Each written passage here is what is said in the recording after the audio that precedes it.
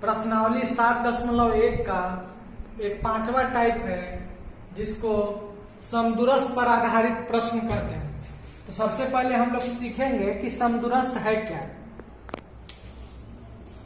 समदूरस्थ को इंग्लिश में इक्यू डिस्टेंस कहते हैं। पहले इसको प्रश्न बनाने से पहले इसको समझना होगा कि है क्या। तो समदूरस्थ का मतलब हुआ, सम मतलब बराबर और दूरस्थ का मतलब दूरी। मान लीजिए कि कोई एक बिंदु O है, इससे A और B दो बिंदु हैं, दोनों के बीच की दूरी अगर बराबर हो जाए तो उसको समदूरस्थ कहा जाए। इसका मतलब हो गया कि OA की दूरी बराबर किसकी दूरी हो, OB की दूरी, तो उसको क्या कहा जाएगा, तो उसी को समदूरस्थ या इक्यू डिस्टेंस कहा जाता है। यानी वो ऐसे जगह पर है जिसमें OA का जो दूरी होगा, A से जितना दूरी पर होगा उतना ही दूरी B पर होगा। जैसे मान लीजिए कि इसके बीच की दूरी अगर 10 सेंटीमीटर है तो इसके बीच की भी दूरी क्या हो गई, 10 सेंटीमीटर। इसी को कहा जाता है समदूरस्थ। तो इसमें तो एक चीज और ध्यान रखना है कि अगर कोई प्रश्न में एक अक्ष पर बिंदु रहेगा,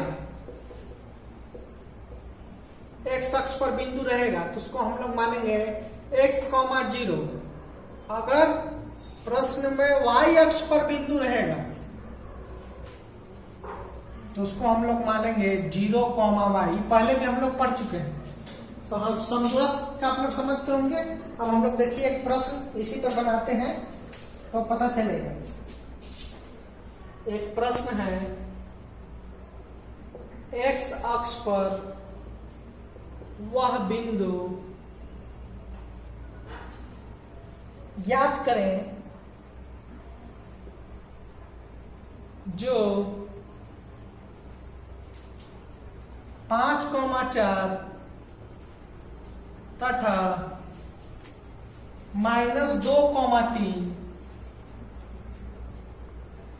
से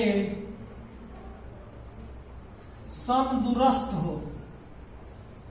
समदूरस्थ के जगह ये भी लिखा जा सकता है समान दूरी पर हो, दोनों एक ही चीज है। समान दूरी पर। अब ये देखिए इस तरह का प्रश्न आएगा तो कैसे बनाएंगे। तो सबसे पहले हम इसको O मान लेंगे, इसको A मान लिए, इसको क्या मान लिया, B मान लिए। तो x चूंकि कौन अक्ष पर बिंदु है, तो x अक्ष पर, तो x अक्ष पर इसको क्या माना जाता है, x, 0। तो ये हमारा हो गया x, 0। दो बिंदु, एक बिंदु हो गया आपका 5, 4, A का मान, दूसरा का मान हो जाएगा -2, 3। ठीक है। तो x अक्ष पर वह बिंदु ज्ञात करें जो 5, 4 तथा, देखिए 5, 4 यहां हो गया, -2, 3 यहां हो गया, दोनों से समदूरस्थ है। इसका मतलब दोनों से बराबर दूरी पर है। इसमें बस आपको सेलेक्ट करना है कि कौन भी यहां बीच में बिंदु रहेगा, बस यही बात को समझना है। अब यहां देखिए, जैसा कि अब हम लोग देखते हैं कि OA की दूरी बराबर किसका दूरी हो जाएगा, OB की दूरी। ब्रैकेट में लिख दीजिएगा समदूरस्थ के कारण, समदूरस्थ के गुण से। अब देखिए हम लोग दूरी निकालते हैं। OA का दूरी कैसे निकालेंगे, इसके और इसके बीच की दूरी। तो रूट अंडर 5 - x का होल स्क्वायर प्लस 4 - 0 का होल स्क्वायर, दूरी सूत्र पीछे हम लोग जो बना है, अब इसमें से इसको घटाएंगे, बराबर OB की दूरी अब निकालिए।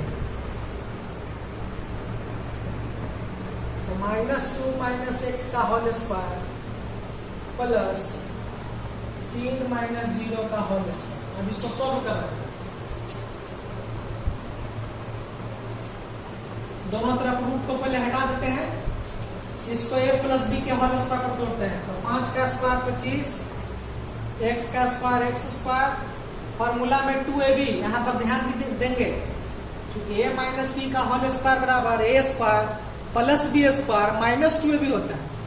तो माइनस 2 ए के जगह पर ये बी के जगह पर है, और इधर हो जाएगा आपका 4 का स्क्वायर कितना 16। उसी तरह से इसको अगर स्क्वायर करेंगे,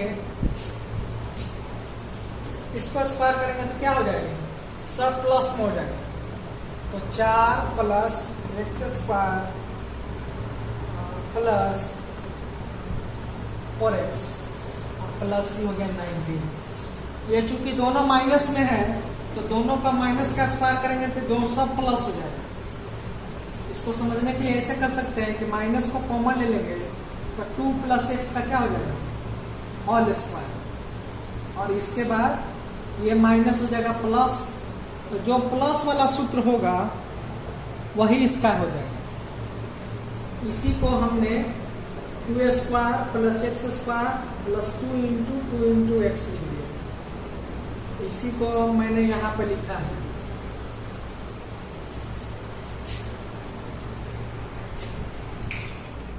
आप देखिए,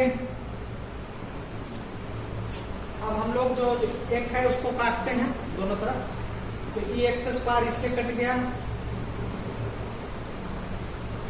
और 25 और 16 कितना हो गया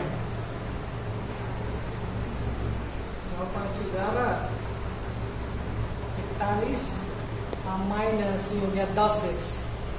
इधर हमारा क्या बचा 9 4 13 प्लस कितना 4x। इसको भी एक तरफ लाया जाए तो माइनस 10x माइनस 4x। 41 को उधर ले जाइए, 13 माइनस 41 ये हो गया माइनस 14x। इधर कितना हो जाएगा माइनस 28। इसमें जिसको घटाएंगे, इसीलिए x बराबर हो जाएगा माइनस 28 बटे माइनस 14। कट गया कितने बार में 2 बार। तो x का वैल्यू कितना निकल गया 2। अब हमको क्या निकालना है, x अक्ष पर बिंदु निकालना है। अतः x अक्ष पर बिंदु का मान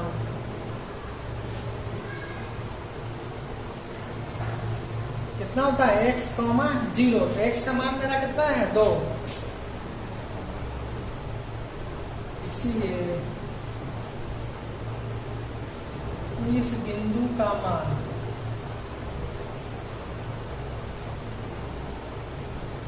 2,0 होगा। ये हमारा प्रश्न बन गया।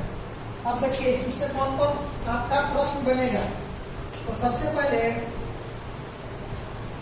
एनसीईआरटी बुक में आपका उदाहरण नंबर 5 इस पर बनेगा।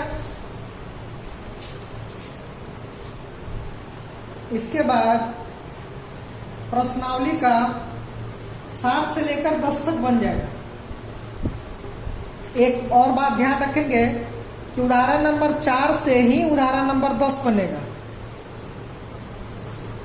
तो इस तरह से सब आपका 7 से 10 तक और उदाहरण का सारा प्रश्न बन जाएगा। यदि 7.1 में और भी कोई प्रश्न हो जो आपको नहीं बने, उदाहरण का हो या चैप्टर का, तो आप कमेंट बॉक्स में जाकर उसको कहेंगे तो उस प्रश्न को पार्टिकुलर आपको बना दिया जाएगा। ऐसे मेरे तरफ से 7.1 का जो 5 प्रकार था मैंने बता दिया। अब उम्मीद है कि इस प्रश्न को बनाने के बाद आपसे बन जाएगा, और इसको बताएंगे, नहीं तो हम लोग अगले वीडियो में 7.2 के विभाजन सूत्र के बारे में पढ़ेंगे। धन्यवाद।